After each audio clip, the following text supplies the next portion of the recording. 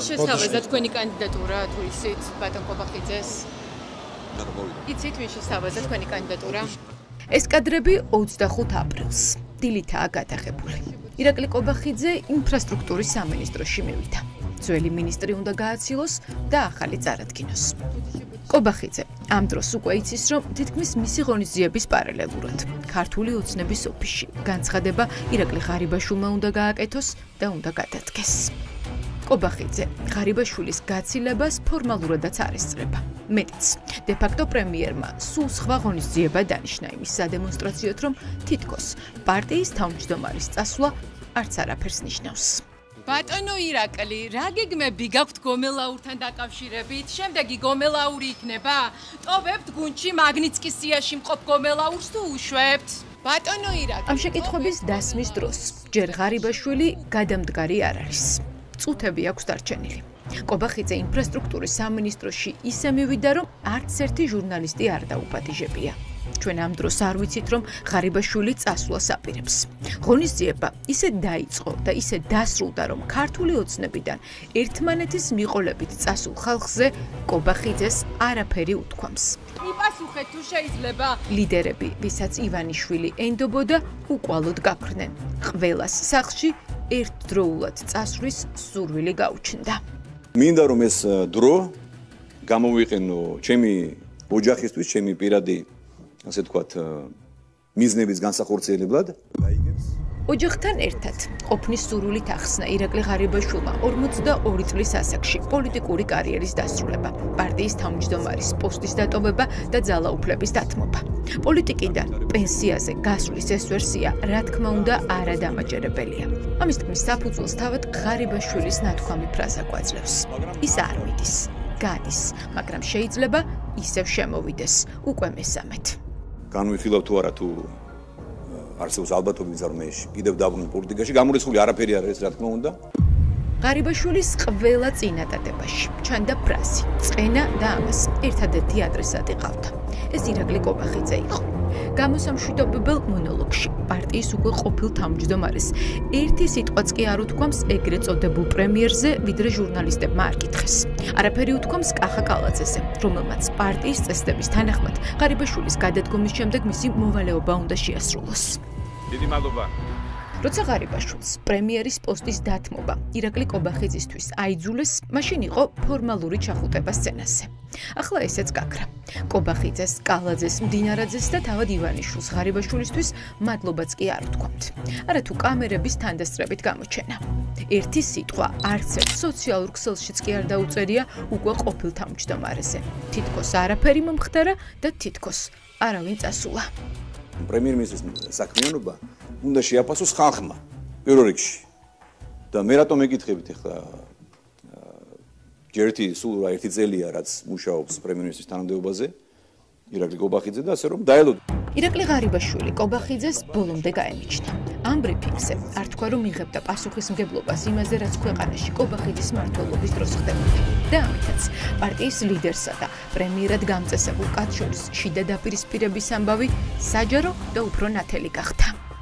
როგორ ფიქრობთ, ამჯერად მაინც წავიდა საკუთარი სურვილით ღარიბაშვილი ოცნებიდან, საერთოდ მე რამდენი უნდა წავიდეს? ხო, ეგ სხვადასხვა კარგი კითხვაა, იმიტომ რომ პასუხი მან ეს მნიშვნელოვანია და მარტივია, რამდენჯერაც ეტყვის მისი პატრონი. იმდენჯერ წავა, იმდენჯერ მოვა, მას არც წასვლას არასდროს არავინ არ ეკითხებოდა და არც მოსვლას. უბრალოდ მე ვფიქრობ, რომ ნამდვილად ესე მგონია, რომ ამჯერად მისი სურვილი დაემთხვა უფროსის გადაწყვეტილებას. მე ვფიქრობ, რომ მას აქვს ფუნდამენტური პრობლემა, კონფლიქტი კობახიძესთან და არ აქვს სურვილი პასუხისმგებლობა აიღოს იმ გადაწყვეტილებებზე, რომელსაც კობახიძე იღებს. ღარიბაშვილისთვის წასვლა ახლა ხსნა იყო. წავიდა დიდი ფულით, საკუთარი ტყით ბაკურიანში. წავიდა მამის სახელზე გაფორმებული ბიზნესით. წავიდა ისე, რომ მის ამ კაპიტალს საფრთხე არ ემუქრება, რადგან ივანიშვილისგან, კალაძისგან, კობახიძისგან და გომელაურისგან განსხვავებით ღარიბაშვილი სანქციების სიაში არ არის. ღარიბაშვილი წავიდა დიდი პოლიტიკიდან. როდი შემოვიდა არ ვიცი. თანამდებობის დაჭერა არ ნიშნავს, რომ დიდი პოლიტიკოსი ხარ, ან საერთოდ პოლიტიკოსი ხარ. ღარიბაშვილი წავიდა რაღაცა შიშები არის შიგნით ახლა ხვალინდელი დღის ვიღაცა ვინც შედარებით უფრო ჭკვიანი და ეშმაკია ისინი ხვდებიან რაც ხდება რომ ყოველთვის ვიწროვდება სპეცრეისებით ფრენის მოყვარული ღარიბაშვილისთვის ახლა სანატრელი დრო დგება მაგრამ მანამდე ბოლო სურვილი აქვს TV პირველმა თავი დაანებოს მისი ქონებების ძიებას იმედი მაქვს რომ თქვენ თავს დამანებთ და აღარ დაინტერესდებით ჩემი საქმიანობით. შაბათის ეთერის ინფორმაციით ღარიბაშვილმა დეკემბერში თქვა რომ პარტიიდან მიდიოდა. მაშინ უთხრეს რომ ვერ წავიდოდა რადგან ხალხისთვის მოწყობილი სისხლიანი ნოემბრის შემდეგ მისი გადადგომა უცნებისთვის დარტყმა იქნებოდა. ჩვენი ინფორმაციით არ დადიოდა არც პარტიის ოფისში და არ ეკონტაქტებოდა ლიდერებს. წასვლის ნებართვა ღარიბაშვილს მხოლოდ 25 აპრილს მისცეს. მას წასვლა უკვე უნდოდა, იმიტომ რომ უკვე კონფლიქტი ძალიან ღრმა, იმიტომ რომ მის ირგვლივ ძალიან შევიწროვდა წრე იმ ადამიანების, ვინც იყო დანიშნული თავის დროს და პრაქტიკულად ყველა გაანთავისუფლეს. სანქციების გამოც და ძალიან სახიფათო პროცესების გამოც მას ურჩევნია რომ იყოს გარიდებული. კობახიძე ივანიშვილის კარზე ახლა უპირობო ფავორიტია. მან შეძლო ოლიგარქის დარწმუნება, რომ ხალხი, ვისაც წლები ენდობოდა და ვიზეც იდგა ყველა ჩამოსაშორებელი იყო. კოალიცია ქართული ოცნების ყოფილი წევრები ამბობენ, რომ კობახიძეს აქვს უნიკალური უნარი ადამიანების გადაკიდების და ჩამოცილების. და ეს ამ შემთხვევაშიც გამოუვიდა. ოლიგარქს კობახიძემ ისეთი ადამიანები გააშვებინა გუნდიდან, ვინც კობახიძეზე უფრო ადრე იყო ოცნებაში მისული. დაიწყო ლილუაშვილით, გააგრძელა რიჟვაძით, ამას მოყვა ქარსელაძე და დასრულდა ღარიბაშვილით. ეს ცალკეული გადაწყვეტილებები ნაკლებად საინტერესოა, ეს უფრო თლიან სურათში ჩანს, რომ ეს არის შიდა კონფლიქტები, შიდა კრიზისი და მუდმივი რყევები, რა პროცესშიც არის ოცნებული. იქ სადაც სიმყარია, სიმშვიდეა, ამდენი მოხსნა, გაშვება, შეცვლა, ლილუაშვილის ამბავი, ხო, ყველაზე კარგად ააშკარავებს ამ უკიდურეს ქაოტურ ვითარებას. ქართული ოცნებიდან წასულები უმისამართოდ მიდიან. ჯერ არავინ იცის, სად გააგრძელებენ მუშაობას, მაგრამ იმასაც კარგად აცნობიერებენ, რომ სანქციების ზღვარზე მდგომებისთვის ამ მომენტში პარტიიდან წასვლა დიდი ჯილდოა. პროექტებთან დაკავშირებით პროექტები რა თქმა უნდა არა. რა თქმა უნდა არა, გუნდთან ერთად ვრჩები, მნიშვნელოვანია ის, რაც კეთდება ქვეყნის აბშენებლობის, მშვიდობიანი სტაბილური განვითარებისთვის. ეს არის მნიშვნელოვანი, გუნდის ერთგული ვარ, ბუნებრივია. ირაკლი ქარსელაძე დიდი ფულის მქონე სამინისტროს 5 წელი ხელმძღვანელობდა. ის ქართულ ბანკის კადრი იყო. მის სამინისტროს ყოველწლიურად ჯანდაცვის უწყების შემდეგ ყველაზე დიდი ბიუჯეტი ჰქონდა. არ ვიცით რა მოხდა მის შემთხვევაში. კობახიძემ ქარსელაძეს კორუფციული გარიგებები უპოვა თუ დიდი ფულის სამინისტროს ჩაბარება უფრო სანდო კადრისთვის, კახა კალაძის ნდობით აღჭურვილი პირისთვის გადაწყვიტა. რა მოხდა ისეთი 19 აპრილის შემდეგ, რამაც გადაგაწყვეტინათ, რომ თანამდებობიდან წასულიყავით? მე მგონი გუშინ არა, მიზეზი არ დაგისახელებიათ პრესკონფერენციაზე. პირადი გადაწყვეტილება იყო და მეტი დეტალი საჭირო ნამდვილად არ არის. რა მიზეზი წახვედით? დავასრულეთ. სად მიდიხართ? ყველაფერს თავის დროზე გაიგებთ. და ახლა გითხარით, თქვენ თუ ამბობთ, რომ თქვენ მიიღეთ ეს გადაწყვეტილება, მაშინ ისიც უნდა იცოდეთ, რატომ მეჩხუბებით.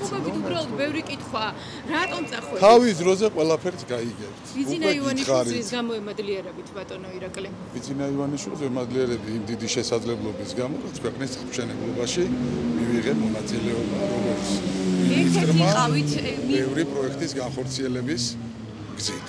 ერთ-ერთი იყავით იმ მინისტრებს შორის, რომელიც არ შეცვლილა ბოლო 5 წლის განმავლობაში. თქვენ მართავდით უწყებას, რომელსაც ჯანდაცვის სამინისტროს შემდეგ აქვს ერთ-ერთი ყველაზე დიდი დაფინანსება. ვერ ვიჯერებ, რომ თქვენ ირაკლი ქარსელაძემ გადაწყვიტეთ ერთ მშვენიერ დილას, რომ აღარ გინდოდათ მინისტრობა და სახლში გინდოდათ მშვიდი ცხოვრება. მითხარით, რა იყო მიზეზი, რატომ წახვედით? ყველაფერს თავისი დრო აქვს, არა რა თქმა უნდა. უკვე ითქვა, რომ ეს იყო ჩემი პირადი გადაწყვეტილება. შესაბამისად, ამ საკითხზე ამაზე მეტ ყველს ვერაფერს ვერ გეტყვი. სამინისტროს გაყოფას და სტრუქტურულ ცვლილებებს უკავშირდება? ახალ ეგრეთ წოდებულ მინისტრად კახა კალაძის ნდობით აღჭურვილი პირი რევაზ სოხაძე დაინიშნა. ის საკრებულოს დეპუტატი იყო. მრავალწლიანი მუშაობის გამოცდილება აქვს სოხაძეს სამშენებლო ბიზნესშიც. ის ნოშრევან ნამორაძესთან ერთად მუშაობდა. სანქცირებული სტატუსით მიდიხარ, ხო? აბიცი, სანქცირებული ვარ? არა. თქვენ გეცოდნ. თქვენ არ ელოდებით სანქციებს. მიდიხართ გუნდში, რომლის ყველა წევრი თითქმის სანქცირებულია. რევა სოხაძისთვის ახლა დიდი ფულის მქონე სამინისტროს მართვა მძიმე ტვირთია. წინა მინისტრის დალაგებულ საქმეებში გარკვევა და შემდეგ ქართული ოცნების მეგობარი ბიზნესმენების მადის დაკმაყოფილება სასურველი ტენდერებით მარტივი საქმე არ არის. როგორც წესი, იცვლება მინისტრი და იცვლებიან ფავორიტები. გეგმები არის ის, რომ რაც არის ჩვენი პოლიტიკა და ის მიზნები რაც გვაქვს, ის ყველაფერი იყოს სისრულეში მოყვანილი. ვინ შესთავაზა თქვენი კანდიდატურა თუ იცით ბატონ ყობახიძეს? იცით ვინ შესთავაზა თქვენი კანდიდატურა?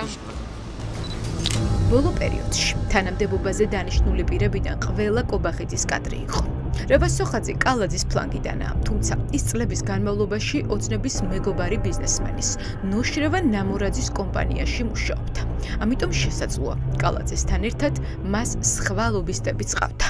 დედამიწაზე ვერავინ ახლა ვერ დამარწმუნებს, რომ რეზი სოხაძის მინისტრობის გადაწყვეტილება ბიძინა ივანიშვილმა მიიღო. გამორიცხულია. ეს არის ყობახიძის გადაწყვეტილება, ან კალაძის რა მნიშვნელობა აქვს. მოკლედ ამ გუნდის გადაწყვეტილება. აქ მთავარი ის არის, რომ ივანიშვილი ფიქრობს, რომ ეს მომენტი შეიძლება დადგეს, რომ მას დასჭირდეს ვიღაცას შეახოცოს ხელები, ამიტომ მან გაუხსნა ხელი ყობახიძეს. მისიანები პირდაპირ მასთან დაკავშირებული პირები ტოვებენ მთავრობას ერთმანეთს მიყოლებით და ჩემთვის ამ ვერსიის დადასტურება იქნება თუ ახო გომელაური აღარ იქნება მინისტრი. რა ხდება ივანიშვილის თავს? რატომ უყოფს ძალაუფლებას ყობახიძეს? საკუთარი სურვილით აკეთებს ამას თუ იძულებულია ასე მოიქცეს?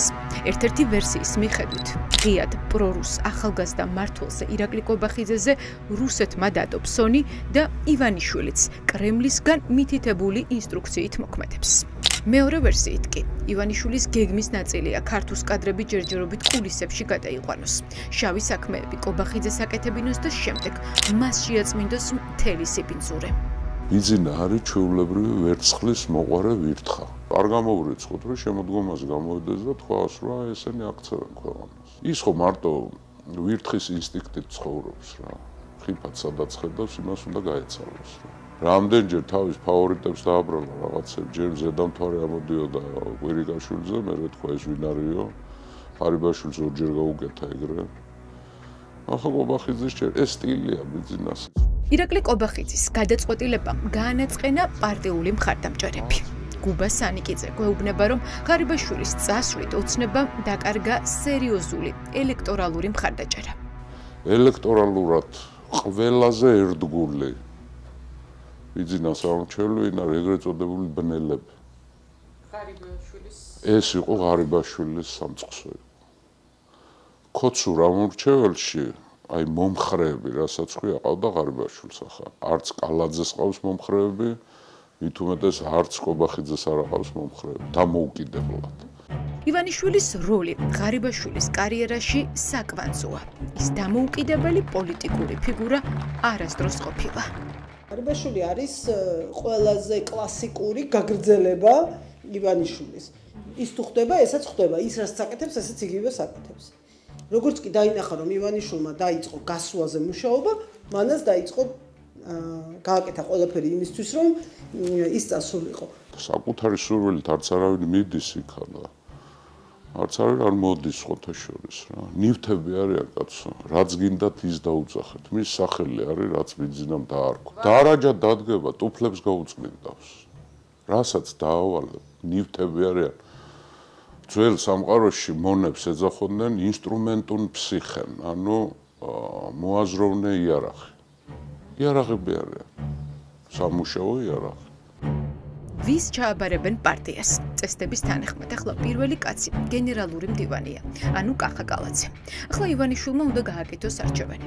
ყობახიძეს სრულ ძალაუფლებას მისცემს და პარტიის თავმჯდომარეც ის იქნება, თუ ასპარესზე შემოიყვანს კალაძესაც. კალაძე არის ყობახიძის მომყვანი პარტიაში. ნუ სხვა მიუყვანა, მაგრამ ყოველ შემთხვევაში მან წარადგინა პარტიაში ივანიშვილთან და ყოველთვის ესე ერთი აღქმა ქონდა კობახიძეს, რომ კალაძე იყო მისი უფროსი და ისე მოხდა, რომ კალაძე გახდა პარტიაში ქვეშემდგომი. ყოველ შემთხვევაში გენერალური მდივანი იყო, როდესაც პარტიის თავმჯდომარე გახდა კობახიძე. რაც ბუნებრივი არ იქნებოდა სასიამოვნო ასატანი კალაძისთვის, მაგრამ კალაძეს არ უშვებს ივანიშვილი უფრო მნიშვნელოვან საკმანძო პოზიციამდე. რატომ ქალბატონი? არ აძლევს ამის საშუალებას. აი რა არის მიზეზი? აი ეს ივანიშვილს უნდა გითხოთ, არ ვიცი. ოცნებაში ცვლილებები კიდევ მოხდება. ახლა ყველას ყურადღება გუმელაურისკენაა მიმართული. ამ დროისთვის ის ერთადერთია ძალოვან მინისტრებში, ვინც ივანიშვილის ხელდასმითაა დანიშნული და თანამდებობას ამ დრომდე ინარჩუნებს. ჩვენი ინფორმაციით წასვლა ვახტანგ გუმელაურს დიდი ხანია უნდა, მაგრამ ის ნებართვას ელოდება. წმენდა ქართულ ოცნებაში მომავალ კვირაშიც გაგრძელდება.